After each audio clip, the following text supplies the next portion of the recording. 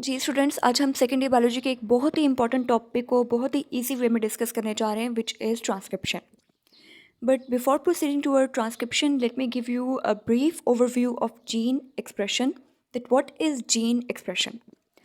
Now students, please focus on the word gene expression. Gene expression का मतलब क्या है? जीन का जाहिर हो जाना. अब जीन बेसिकली क्या जाहिर करना चाहती है? जीन आपके पास डीएनए के अंदर मौजूद होती है और जीन के अंदर ये इन्फॉर्मेशन होती है कि प्रोटीन किस तरह से सिंथेसाइज करवाई जाए.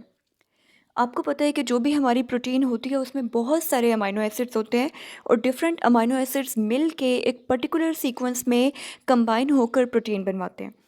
सो ये जो इन्फॉर्मेशन है कि आपकी प्रोटीन में किस अमाइनो एसिड को किस जगह पे अटैच करना है, किस जगह पे कंबाइन करना है, ये सारी इन्फॉर्मेशन आपकी जीन के अंदर मौजूद होती है. सो जब जीन ये इन्फॉर्मेशन एक्सप्रेस कर देती है और एक प्रोटीन बनवा लेती है तो उसे हम कहते हैं कि हमारी जीन एक्सप्रेस हो गई है. अब बेसिकली जीन एक्सप्रेशन के दो मेन स्टेप्स हैं. स्टेप 1 में डीएनए यानी कि जीन से मैसेंजर आरएनए बनता है और इस स्टेप को आप ट्रांसक्रिप्शन का नाम देते हैं. डीएनए से आरएनए का बनना ट्रांसक्रिप्शन कहलाता है. और सेकंड स्टेप में मैसेंजर आरएनए से प्रोटीन बनती है जिसे आप लोग ट्रांसलेशन का नाम देते हैं. ये दोनों topics examination point of view से बहुत इंपॉर्टेंट हैं. आज की इस वीडियो में हम लोग first step of gene expression यानी कि ट्रांसक्रिप्शन के हवाले से डिस्कशन करेंगे. Now students, transcription is basically the synthesis of RNA from DNA. DNA से यानी कि जीन से मैसेंजर आरएनए का बनना या सिंपली आरएनए का बनना ट्रांसक्रिप्शन कहलाता है. सो ट्रांसक्रिप्शन क्या है बच्चों? Transcription is the first step of gene expression in which DNA और a gene converts into messenger RNA. The synthesis of RNA from DNA is known as transcription. अब transcription के इस process के लिए हमें ऑब्वियसली कुछ ना कुछ चीज़ों की रिक्वायरमेंट होगी. ठीक है, अगर हम कह रहे हैं कि हमने डीएनए से आरएनए बनवाना है तो जाहिर है डीएनए से आरएनए बनवाने के लिए कुछ ना कुछ ऑपरेटर्स हमें रिक्वायर्ड होगा. सो इसके लिए जो हमें ऑपरेटर्स रिक्वायर्ड है उसमें सिर्फ और सिर्फ एक एंजाइम इन्वॉल्व है जिसका नाम है आरएनए पॉलीमरेज. आरएनए पॉलीमरेज वो एंजाइम है जो कि डीएनए को आरएनए में कन्वर्ट करने की सलाहियत रखता है. तो बच्चों, इसमें हमें क्या चीज़ चाहिए? ट्रांसक्रिप्शन के प्रोसेस को परफॉर्म करने के लिए हमें सिर्फ और सिर्फ एक एंजाइम चाहिए. कोई कॉम्प्लेक्सिटी यहाँ पे नहीं है. सिर्फ और सिर्फ एक एंजाइम यहाँ पे काफ़ी होगा और उस एंजाइम का नाम क्या है? RNA polymerase. और अगर हम लोग बात करें कि ये प्रोसेस होता कब है ट्रांसक्रिप्शन का, so the process of transcription takes place during G0 phase, G1 and G2 phase. Students, आप लोग जानते हैं कि हमारे पास जो सेल साइकिल है उसकी दो मेन फेजेस होती हैं, interphase and mitotic phase. Mitotic phase वो फेज़ होती है जिसमें सेल डिवाइड करता है और इंटरफेज जो कि रेस्टिंग फेज है जिसमें सेल अपने आप को तैयार कर रहा होता है to perform mitosis. So interphase की 4 फेजेस हैं basically, G0, G1, S and G2. S phase को छोड़कर बाकी तमाम फेजेस यानी कि G0, G1 और G2 में आपके पास ट्रांसक्रिप्शन का प्रोसेस परफॉर्म होता है. अब हम देखते हैं स्टूडेंट्स कि ट्रांसक्रिप्शन बेसिकली होती कैसे है, यानी कि डीएनए से मैसेंजर आरएनए कैसे बनता है. सो उसके लिए ऑब्वियसली सबसे पहला स्टेप क्या है? Initiation phase. Initiation means starting phase, यानी कि आपका ट्रांसक्रिप्शन का प्रोसेस स्टार्ट कैसे होता है. सो ट्रांसक्रिप्शन के प्रोसेस को स्टार्ट करने के लिए सबसे पहले आपके पास क्या होना चाहिए? डीएनए होना चाहिए, क्योंकि डीएनए से ही हमने आरएनए बनवाना है. सो ऑब्वियसली हमारे पास सबसे पहले क्या होगा? एक डबल स्ट्रैंडेड डीएनए मॉलिक्यूल होगा. यहाँ पे बच्चों आप लोग देख सकते हैं ये double stranded DNA molecule draw किया गया है. ये इसका फर्स्ट स्ट्रैंड है जो कि 5 प्राइम से 3 प्राइम डायरेक्शन में रन कर रहा है और ये इसका सेकंड स्ट्रैंड है जो कि 3 प्राइम से 5 प्राइम डायरेक्शन में रन कर रहा है. यहाँ पे ये जो हमने डीएनए ड्रॉ किया है ये basically in case of prokaryotes draw किया है और ये आपका यूकैरियोटिक डीएनए है. दोनों DNA prokaryotic and eukaryotic DNA double stranded है. एक स्ट्रैंड 5 प्राइम से 3 प्राइम डायरेक्शन में रन कर रहा है और दूसरा स्ट्रैंड 3 प्राइम से 5 प्राइम डायरेक्शन में रन कर रहा है. अब बच्चों यहाँ पे सवाल ये पैदा होता है कि ट्रांसक्रिप्शन में हमने कहा कि ये प्रोसेस जो है पूरा एक एंजाइम परफॉर्म करता है जिसका नाम है आरएनए पॉलीमरेज एंजाइम. सो आरएनए पॉलीमरेज एंजाइम किस तरह से ट्रांसक्रिप्शन करता है और किस साइट पे जाके बाइंड करता है? तो बच्चों ये अगर हम लोग पर्टिकुलरली प्रोकैरियोट्स की बात करें तो प्रोकैरियोट्स में आप लोग देखें ये हमारा डबल स्ट्रैंडेड डीएनए है जिसका पहला स्ट्रैंड 5 प्राइम से 3 प्राइम डायरेक्शन में रन कर रहा है और दूसरा स्ट्रैंड 3 प्राइम से 5 प्राइम डायरेक्शन में रन कर रहा है. अब आप सपोज़ करें कि ये हमारी वो जीन है जिसकी हमने ट्रांसक्रिप्शन करनी है, यानी कि इस जीन का हमने मैसेंजर आरएनए सिंथेसाइज करवाना है। सो जिस जीन को भी आपने ट्रांसक्राइब करवाना है, उसकी बिल्कुल जो स्टार्टिंग साइट होगी जहाँ पे वो जीन स्टार्ट हो रही है, उसे आप +1 या स्टार्ट साइट का नाम देंगे। अब इन केस ऑफ प्रोकैरियोट्स जहाँ पे आपकी जीन मौजूद है जिसकी आपने ट्रांसक्रिप्शन करवानी है, उसकी स्टार्टिंग को आपने +1 का नाम दे दिया, और उस जीन से 10 न्यूक्लियोटाइड पीछे आपके पास एक पर्टिकुलर सीक्वेंस है जिसे आप टाटा टी के नाम से जानते हैं। इन केस ऑफ प्रोकैरियोट्स बच्चों, जिस जीन को आपने ट्रांसक्राइब करवाना है उससे 10 न्यूक्लियोटाइड पीछे, या आप लोग कह सकते हैं 10 न्यूक्लियोटाइड अपस्ट्रीम, अपस्ट्रीम की भी टर्म यहाँ पे इस्तेमाल की जा सकती है। जिस जीन की आपने ट्रांसक्रिप्शन करवानी है उससे 10 न्यूक्लियोटाइड पीछे, 10 न्यूक्लियोटाइड अपस्ट्रीम, 6 न्यूक्लियोटाइड्स का एक पर्टिकुलर सीक्वेंस पाया जाता है जिसे आप टाटा टी के नाम से जानते हैं। ये आप देख सकते हैं 1 2 3 4 5 6 न्यूक्लियोटाइड्स का एक सीक्वेंस है जिसे टाटा टी के नाम से जाना जाता है। और बिल्कुल इसी तरह जिस जीन को आपने ट्रांसक्राइब करवाना है उससे 35 न्यूक्लियोटाइड पीछे, यानी कि -35 न्यूक्लियोटाइड अपस्ट्रीम एक और सीक्वेंस पाया जाता है। अगेन ये भी आपका 6 न्यूक्लियोटाइड का सीक्वेंस है जिसे आप टी गाका के नाम से जानते हैं। सो इन केस ऑफ प्रोकैरियोट्स, आपके जीन से 10 न्यूक्लियोटाइड पीछे टाटा टी सीक्वेंस पाया जाता है, और आपके जीन से 35 न्यूक्लियोटाइड पीछे एक पर्टिकुलर सीक्वेंस है जिसे टी गाका का नाम दिया जाता है। ये वो साइट्स हैं जहाँ पे आपका आरएनए पॉलीमरेज एंजाइम बाइंड करता है, और इसीलिए इन साइट्स को आप प्रोमोटर साइट्स का नाम देते हैं। मैं ये पॉइंट थोड़ा सा रिपीट करूँगी ताकि आप लोगों को ये क्लियर हो जाए। जिस जीन की आपने ट्रांसक्रिप्शन करवानी है बच्चों, उससे 10 न्यूक्लियोटाइड पीछे और उससे 35 न्यूक्लियोटाइड पीछे 6 न्यूक्लियोटाइड का एक सीक्वेंस पाया जाता है in case of prokaryotes, which is known as TATA T sequence and T GACA sequence, and these sequences are the sites where RNA polymerase enzyme will bind. RNA polymerase enzyme यहाँ पे इन sites पे attach होता है, और इसीलिए इन sites को आप promoter sites का नाम देते हैं। अब प्रोमोटर साइट्स वो साइट हैं जहाँ पे आपका आरएनए पॉलीमरेज एंजाइम बाइंड कर जाएगा और फिर आपकी ट्रांसक्रिप्शन स्टार्ट हो जाएगी। Now let's talk about eukaryotes. Eukaryotes के केस में जिस जीन की आपने ट्रांसक्रिप्शन करनी है उससे 25 न्यूक्लियोटाइड पीछे और 70 न्यूक्लियोटाइड पीछे, यानी कि जिस जीन की ट्रांसक्रिप्शन आपने करनी है उससे -25 या 25 न्यूक्लियोटाइड अपस्ट्रीम और 70 न्यूक्लियोटाइड अपस्ट्रीम एक पर्टिकुलर 4 न्यूक्लियोटाइड्स का सीक्वेंस पाया जाता है जिसे टाटा बॉक्स और कैट बॉक्स के नाम से जाना जाता है। इस सीक्वेंस को आप प्रोनाउंस करते हैं टाटा बॉक्स, और इसे आप लोग कैट बॉक्स के नाम से जानते हैं। अब ये बच्चों वो साइट्स हैं जहाँ पे आपका आरएनए पॉलीमरेज एंजाइम आकर बाइंड करेगा और आपकी ट्रांसक्रिप्शन स्टार्ट होगी। सो आई होप कि ये पॉइंट आपको अच्छे से समझ आ गया होगा। Now RNA polymerase enzyme will bind at the promoter site. We have already discussed about the promoter sites in case of prokaryotes and eukaryotes. RNA polymerase enzyme will bind at the promoter sites and the two strands of the DNA will get separated. ठीक है, होगा क्या बच्चों कि जैसे ही आपका RNA polymerase enzyme इन promoter sites पे bind करेगा तो आपके जो डीएनए के 2 स्ट्रैंड्स आपस में जुड़े हुए हैं हाइड्रोजन बॉन्डिंग के थ्रू, वो डीएनए के 2 स्ट्रैंड्स एक दूसरे से सेपरेट आउट हो जाएंगे, और इस तरह से आपके पास एक स्ट्रक्चर बन जाएगा जिसे आप ट्रांसक्रिप्शन बबल का नाम देंगे। सो ये है आपकी इनिशिएशन। अब यहाँ पे स्टूडेंट्स हम लोग ब्रीफली डिस्कस करेंगे about the nature of RNA polymerase enzyme.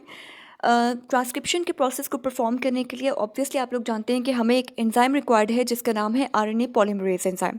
So RNA polymerase की नेचर क्या है बच्चों, ये किस तरह का एंजाइम है? देखें, मोस्टली एंजाइम्स आपको पता है कि except ribozymes, all enzymes are protein in nature.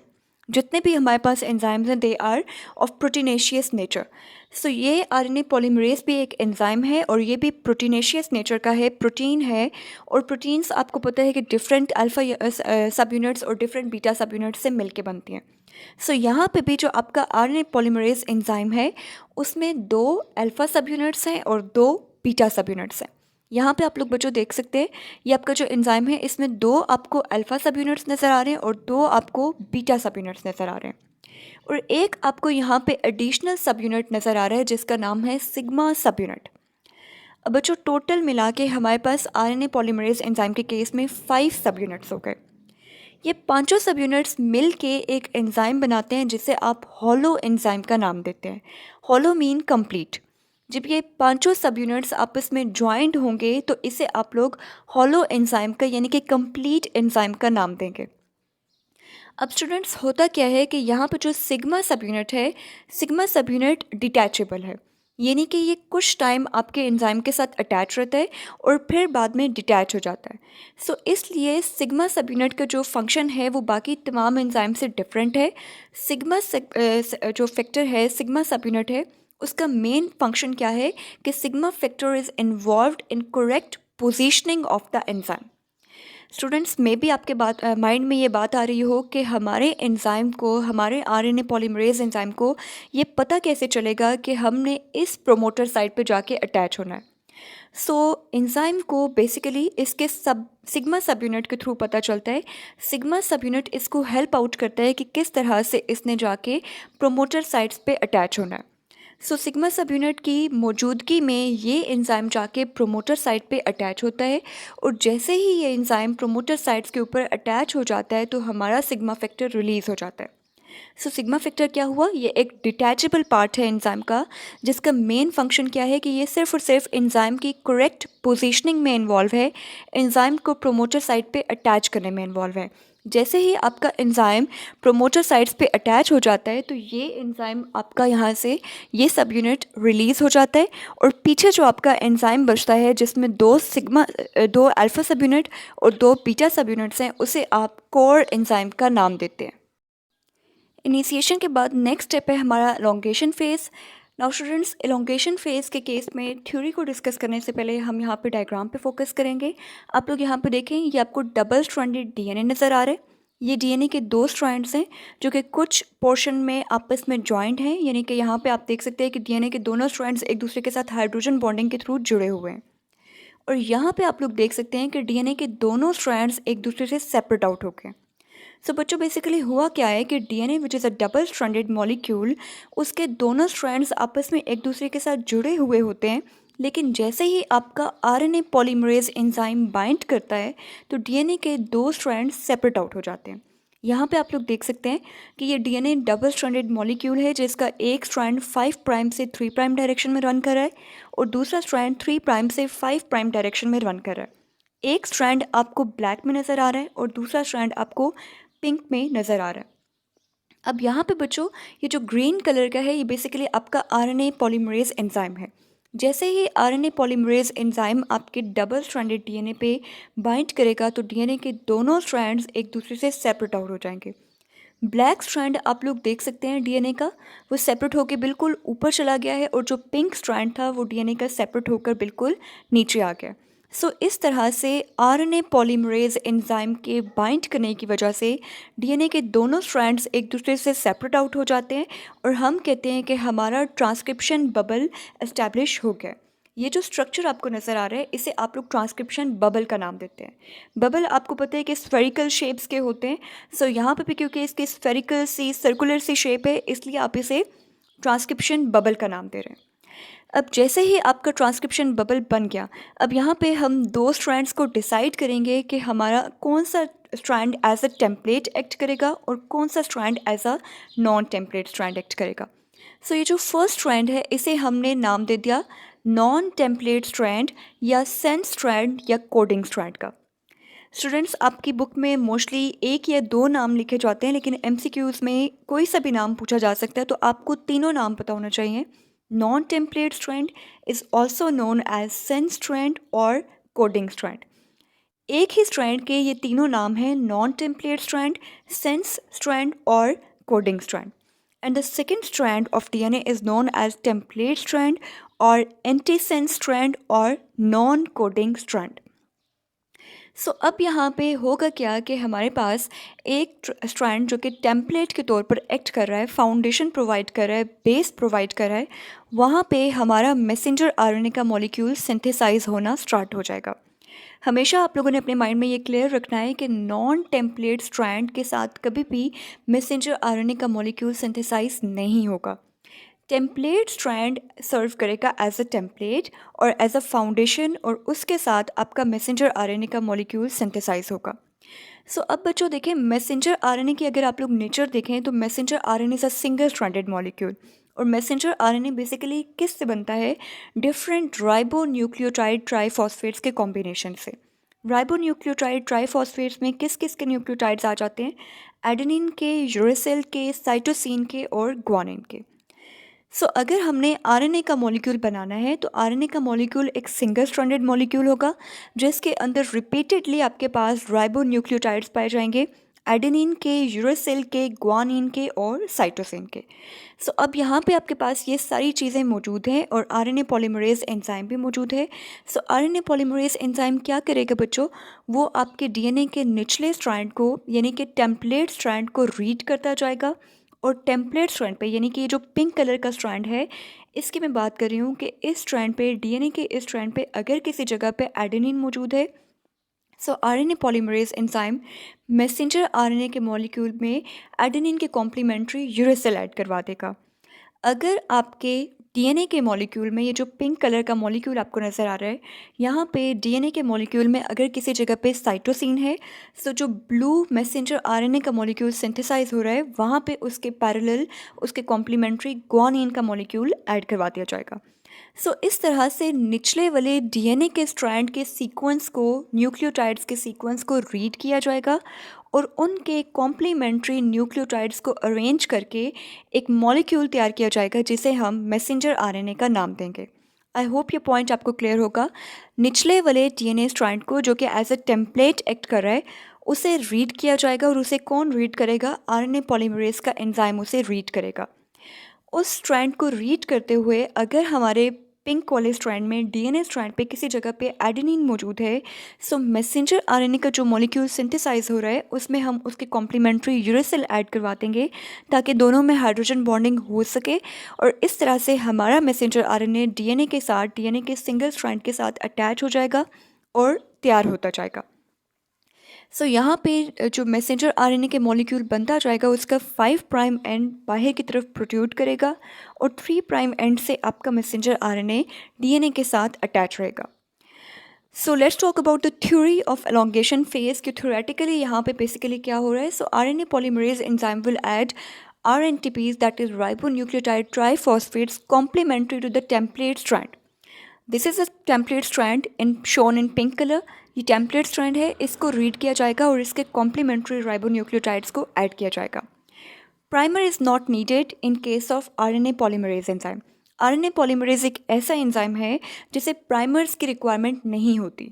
अगर आप लोगों को याद हो तो डीएनए रेप्लिकेशन के केस में हमने जब डीएनए पॉलीमरेज एंजाइम के बारे में पढ़ा था तो डीएनए पॉलीमरेज एंजाइम को बेसिकली प्राइमर्स की रिक्वायरमेंट होती है, लेकिन in case of RNA polymerase we do not require any primer and transcription proceeds in 5 prime to 3 prime direction. अगर हम डायरेक्शन की बात करें तो ट्रांसक्रिप्शन किस तरह से किस डायरेक्शन में हो रही है? 5 प्राइम से 3 प्राइम डायरेक्शन में ट्रांसक्रिप्शन हो रही है। One strand of DNA will act as a template strand. Template strand is also known as antisense or non-coding strand, and the other strand is known as non-template or sense or coding strand. So elongation continues until we reach terminator region of a gene.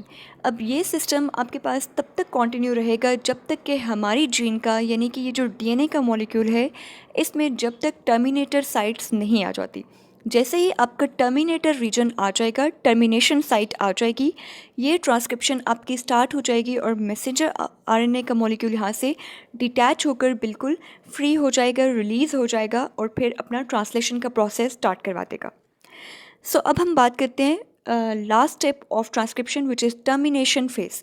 Termination mean stop. Termination का लफ्ज़ किसको refer करता है? Stop. Stop यानी कि आपकी transcription stop कैसे होगी।